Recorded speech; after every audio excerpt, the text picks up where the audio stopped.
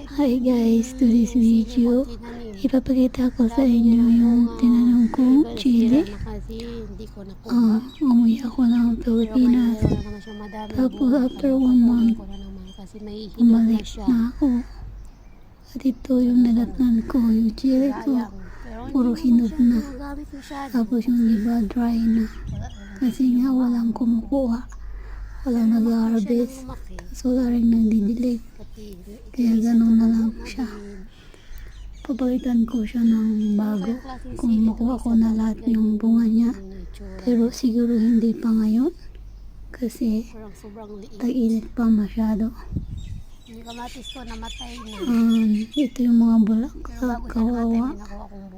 Nalantaan na siya.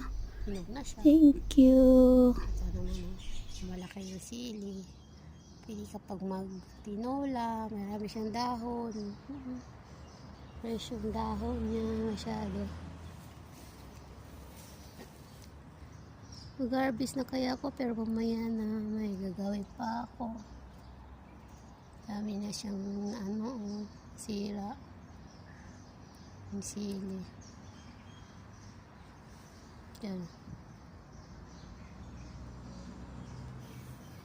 Tapos yung bulaklak namin, hindi na siya naputulan. Bulaklak na yung yan siya.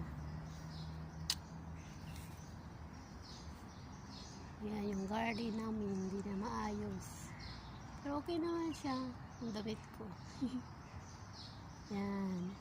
Tapos yung pusa namin nandun. Ganun lang dito.